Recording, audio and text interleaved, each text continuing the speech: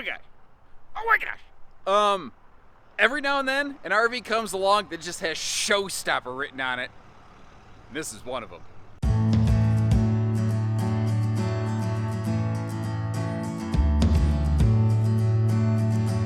Hey everybody, Josh RV Nerd here with Bish's RV and the new 169 FSX. Says Wildwood on the front of this one. It could just as easily say Salem. They're the same thing. And I'll tell you why this thing's got me jazzed up. Tell me how many other RVs you know out there are 4,000 pounds with a bed slide.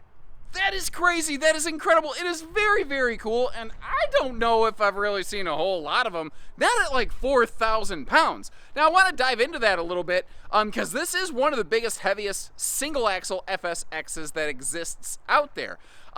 These things ride on about 5,000 pound axles. So that means that this has a little over 900 pounds of available cargo capacity in its current state. If you go adding the solar package and the platinum package, which adds the fiberglass skin, you will actually add more weight and eat into your cargo capacity a little bit. So kind of keep that in mind. But this thing is wild. And you know what? When I walked inside, it struck me. I realized what this was. This is like a miniature motorhome that has been squished and condensed and molded into a tiny towable RV. Think about it. Where that front dinette is up there in the living area, that would be almost like the overhead cab area. But what they did is they got rid of like the driving cab and they just put your seating there, and then you just have a kitchenette and a walk-through bath like a lot of small motorhomes and a private. That's the thing that shocked me. Private rear bath or bedroom on this one. I'm very, very impressed. What this actually reminds me a lot of is years and years ago when Cruiser RV used to make these tiny, small, condensed ultralight models. They had a rear bed slide kind of like this, but I haven't seen anybody try to build anything like that forever. This is why. Let me know what you think of this. This is cool. And I tell you what, it's smaller. It's cozy. It almost has a little bit of a classic front dining, Days Gone Past kind of camper feel to it. But if you look at this thing, it's almost like a miniaturized mini motorhome. Or think about it. If what we're looking at was the front cab area, behind that's the kitchen, then a bathroom, then a bed slide, that's like a small B or C van, or B van or Class C rather, arrangement here. This is very interesting. I could see this being an absolute, like, showstopper home run for a solo camping enthusiast, or maybe just a small little camping couple. Or, you know who else I thought about on this one? Was actually something like the single parent, because it provides private rear sleeping with a big guest sleeper up here. And the thing is, because this is a little bit wider than most single axles, I don't know how well you're able to discern that just off this video, but this body, the body of this is about 6 inches bigger than many single axle campers. It means that you have a big sleeper here. Let me do the Burt Reynolds. Check this out. Pardon me, kick my dusty shoes off before I go stomping them all over someone's cushions. But I'm a little bit over 6 foot tall. I got my feet flat against it. You know what? Hold on. You can't see over here to space that out. Okay. Nailed it. I got my feet flat against this wall over here. There's like a foot above my head. So this is not just a kid sleeper. This is a good adult size sleeper. One of the other things, because this is a unique object, a unique feature and fixture in the Wildwood layout, or Salem as it were, because of the size of this, they came up with a custom solution where this is like a hinged just sleeper mattress right here, but as a result, it doesn't want to slide out, because like if you roll over and you're laying here, you're still holding this cushion in place. Like, I'm not so sure. I mean, you'd have to get close to one another, but I think 2 adults could potentially fit on this thing, or if you got big dogs, woo, they got all the room in the world around here. So, like we saw, most of the time you probably, in a small camper like this, you probably want to spend as much time outside as you can. You can use it like a lounge on a rainy day, but it comes with one of those little mounts on the face kind of dinette post sort of things. The one thing I want to show you here is if you don't like that, because these are kind of handy in their own way, and I'm going to show you in just a second, but If you like to push down on the table when you stand up, you will snap that thing right off. It's just going to happen. They're not made for that. They're made for just sitting on plates and solo cups, basically, you know. What you could do, you could take that little circle mount off the bottom of this table and swap on a pair of like free floating folding legs, and you could basically put in this camper your own indoor-outdoor little picnic table, which I think is kind of awesome. But that right there, that's probably how they intend for this to be used for the most part. But because it's a circle mount, you can also kind of spin it around and have something like, I don't know, a dining double lounge? Or this could be, I think, maybe like a good board game setup. You might actually be able to wrap a few more people around the table, depending on, you know, maybe if you invite the neighbors over for a board game or cards or whatever. But you can turn the table like this and then turn it so that it's kind of easier to get in and out. Obviously, you don't want to do it real fast and send your chili dog flying or whatever. What I was saying about a rainy day kind of living lounge. You know, if you are stuck inside for a while and you're really, like, the weather just turns south on you or something like that, this is not bad. I love this shelf up here. I just kind of tuned into this awesome little spot to, you know, keep your phone set up here or something like that. Set a little drink nearby. This is cool. Awesome. Sorry, I didn't even register that originally. But, you know, easy to get up and down. Maybe you want to turn it a little bit so somebody can get in and out of there pretty easily. But if you're going to spend a long time in here, you just kind of want to be able to munch on something, it's perfect. And the reason it's perfect is because the view that you have, basically, the TV setup area is directly across from this thing, if you even care about adding a TV to it. And this thing right here, this is one of my favorite parts of the single axle FSXs. A lot of people see this little thing and they go, what is that? That is a combination mount and charger for this Drive portable Bluetooth speaker right here. What I love about this is you want to set this on the picnic table outside, you want to use it in here, you want to take it back in just the bedroom. It's localized to where you're at, and it's not speakers mounted up high, which are blowing the neighbors away with your Freedom Rock. And that's what I'm talking about right over there. Straight across from the do-it-all lounge, basically, you have your TV hookups. Now, admittedly, it is kind of overlapping and fighting with the kitchen space a little bit. I do think the kitchen is more important than the entertainment on this floor plan, but I also think this is hands down the best kitchen I have ever seen in an FSX. This L kitchen right here, the number one and number two problems that these kitchens very often have is they often really struggle and lack for storage space. And this creates so much more storage space. And most single axle campers, even laminated ones, very rarely give you a lot of drawers. This one does not suffer from that deficiency. Also, by moving the sink forward a little bit, it creates a nice chunk of usable counter space over there, even when the sink and the stove are in play. Now, the outlet positioning on this is admittedly a little wonky, but I think manageable. You've got a set of household outlets above that breeze window, and then you've got, you know, some USB plugs to the left of that very classic old thermostat that I think a lot of people are going to gripe about and can likely be replaced. And I'm not criticizing you for griping about that. You know, RVs, let's be real, they cost a good chunk of money, and I want you to be happy with what you get. And that's why I'm pointing all this stuff out. And a gigantic, almost 11 cubic foot, 12 volt compressor fridge. Although there is a gas electric swaption on this, but you go down and lose almost half of your cooling capacity. Now, moving back from the kitchen living area over here, this has a full walk-through middle bathroom, which also means this is the largest bathroom of any of the FSX single axle models. You've got one of those little bit larger rectangular showers where if you stand sideways at least, you can, you know, put your elbows up to your head and get yourself soaked and all that kind of stuff up right there. It's 6.5 foot tall, so that does mean if you're my height, you are going to need your head up in that skylight. Now, flip it around the other way. Once again, using the kitchen door as a reference point over here. Drunken Octopus Fight Club over there. If they're drunken enough, they're going to see their own reflection in that mirror and really want to start a tussle. But the counter space in here is limited. And one of the ideas that I had for them, I've already called the factory on this, if you're sitting on that toilet, because it faces dead straight arrow forward, your left leg is right against that cabinet. And I'm not a big, wide person. I'm long, but I'm not wide. I asked him, hey, if you just take that toilet and angle it in just a little bit, you're going to give people some leg room I think they really like. But what's nice here, when you actually get out of the shower, you have plenty of floor space in this because it's a walk-through bath where you can stand and get toweled off and get dressed and all that good news. The other thing is, because it's a walk-through bath, if what you're looking for is extreme bedroom privacy, this gives it to you. But that actually just made me realize one potential Achilles heel on this floor plan. This is the stuff that's sometimes kind of hard for me to share because I know this is an instant deal breaker. I know that as soon as I say this, there's a lot of people who are like, yep, shut up and take my money. And I'm going to show you something just now and you're going to be like, oh.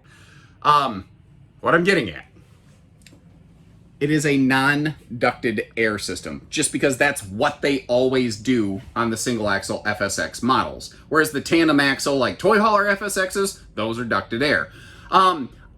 Before I recorded this segment, I called the factory and I said, I think some people I think you're going to get your head caved in over this. And they said, we've done some testing. We feel it's okay because it is such a small camper and they do have the vented slotted bathroom doors like you're seeing right over here. There is enough air interchange that we feel okay about it. I guess time will tell. And anyone who does purchase this floor plan, if you do happen to watch this later, I would really love it if you left a comment and let the rest of us know, how well does the air actually get back through a private bathroom to a private bedroom back there? Is it workable? Is it doable? And if you're the type of person like, I don't care, I don't use the air conditioning a lot when I camp anyway, well then that's probably not a problem for you. And it's tough having those hard talks sometimes, but I think that's probably one of the most important things that we could have possibly touched on in this video. This small camper, man, it almost had me willing to flip over to one of those big fisheye camera lenses to make the whole camper look and feel even bigger, but I'm just not going to do that. I never do it. I don't want to do it now. But this is the magic room to me. The living room, the kitchen, the bathroom, all that, that's nice. A full bed slide in a single axle little camper is about as rare as hen's teeth or frog hair, whichever you prefer. That is a camp queen. But because there's nothing at the foot of the bed, if you wanted a longer mattress, you could certainly do it. I'm worried about what's going to happen when the bed slide closes. I haven't seen that yet. I have a feeling this might be some kind of bendy mattress. I haven't pulled that fitted sheet off there, and I think you might lose the bed in transit. Stay with me till road mode, but here's an idea that I have. Let's assume that you do maintain the bed. What you can do is bring it like a 6-inch spacer block, and then when you get to your destination, you just throw the spacer block up there, and then when you're traveling, you just slide this back. So we'll see how well that idea might work. Ooh, hold on. Ooh! Now, there's obviously not room for CPAP stands in here, but they left us household and USB. That shocks me. That shocks me. At this class and price point, I see fifth wheels who claim themselves to be full-timer type fifth wheels screw up and not put outlets next to the bedside. I am impressed with the detail that they nailed here. First time. And now what I also love, and I'm tripping over things as I try to back up here a little bit, let me get you in the bed slide. If you're laying in bed, I think that's a better entertainment center than the living room. Oh, holy crap. I didn't even realize there's a power fan in there. Now it's a simple 4-inch fart fan, but that is certainly a nice way to help promote some airflow in here, and it's easily upgradable. What I wanted to show you is you've got the mine and yours, symmetrical kind of closet space here. And as we work our way down this thing, I'm shocked in the best possible way at the amount of storage this has in the bedroom. Little campers like this never have good storage space. This is a knockout. Just drawerage galore here, and there's more below it. Because you've also got a whole bunch of these lightweight little folding totes in that big pocket below the drawers. And I mean, you don't have to use them. I love the organizational ability that it gives you. Holy crap, dude. This thing is awesome. This is better than some bed slide bedrooms that I see in a lot bigger, heavier, more expensive trailers. Mark my words, This is going to be one that's subject to RV R&D. And if you didn't know, RV R&D don't stand for research and develop. It stands for rip off and duplicate.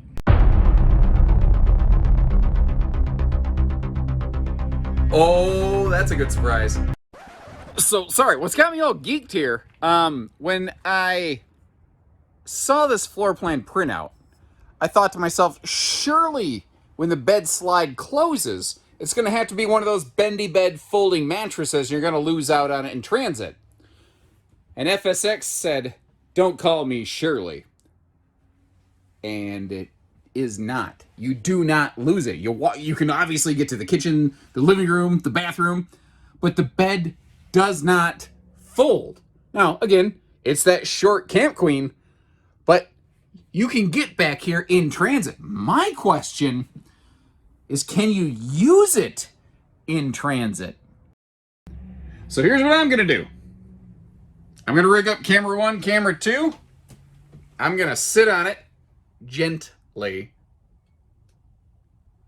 I didn't feel any movement under me. I think this might be a fully functional mini bed slide. This is amazing! And as if the general floor plan wasn't already like enough of a unicorn, I don't know of anybody else in this class, competitive class right here, that is giving us a fully enclosed belly, let alone the like almost armored drop panel accessibelly, like the bigger Wildwoods. That's the thing. They're really like bringing in some surprising features into this thing that you just don't normally expect here. Now, because this is a little bit longer than most of the single axle FSX models, it does have a little bit bigger awning. So this actually has about the biggest patio space of any of those that I've ever seen. I talk about it all the time. I would prefer there to be some level of window, even a frosty glass window in the entry door. But you know what else I talk about all the time? But FSX is already ahead of the curve on. I talk about, what if manufacturers just didn't do outside speakers and instead did some kind of Bluetooth speaker arrangement? Well, that is exactly how FSX do. And again, we're looking at a Wildwood. Salem is the exact same thing. Now, this is very interesting down here. It does have a full pass-through compartment, but this little section right here is actually occupied by a little slide-open griddle station with a propane quick connect down below. If you don't want that there, quick little job with a screw gun, you could pull that right out and have a full pass-through again with that wraparound front dinette. There's pure storage below it. There's nothing occupying it. That's very interesting to me, because one of the thoughts I had is, man, a camp kitchen might be kind of nice, but there's not really anywhere to put one.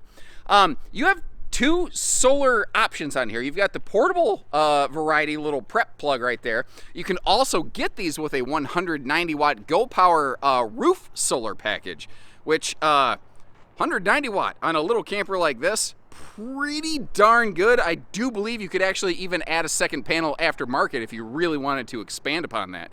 One of the other things that's really making this floor plan work, I don't know if you could pull it off otherwise, is the fact that it's 7.5 foot wide instead of just 7 foot wide.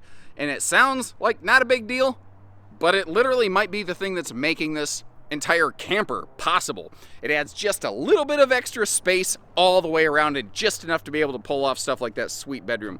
Now, like I said, under the entirety of the dinette, we do have storage, little simulator hubcap covers right there. Just to give you a look down the barrel, as she were. As I back up here a little bit in the bottom right, you're going to see a full outside utility shower, which is very cool and very rare on single axles. You also see how the stovetop does ventilate heat outside above that kitchen window, and this also does have a black tank utility flush on it. Those are maybe kind of boring things to talk about. They're things that you find on bigger trailers all the time, but not on stick and tin single axle campers. This thing is amazing for a small camper. And I mean, when you're in a very price sensitive stick and tin class like this, especially single axles, where if manufacturers have to spend 4 cents more on something, sometimes they won't. And that's how slim, how aggressive they are. The fact that they're still including bedside breeze windows in this thing, so you're not climbing into a bat cave, I'm just terribly impressed. I'm terribly impressed. And again, at what they have accomplished within the budget range that they're targeting here. That might be 11 pounds of sugar in a 5-pound sack. It takes a lot for me with all the different campers I've seen to really just stop and go, whoa. And especially on a price point class travel trailer like this. I'll just say it again. I'm terribly impressed. I'm going to quit because I'm just going to keep rambling on right here. I'm not trying to gush. It has genuinely earned my appreciation. I know a lot of people have been wanting to see one of these. I'm wanting to hear what you have to say about this. Yeah, it's small, it's tight, it's cozy. It's an amazing one-person camper or two-person little honeymoon suite. Whew. Wow.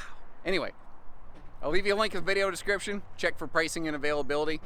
Don't ask me what else might be like this out there. Maybe Lance might build something like this. They're the only ones that I could think of that would do something this crazy. But crazy awesome. So take care, stay safe, have fun. Best wishes from Bishes, everyone.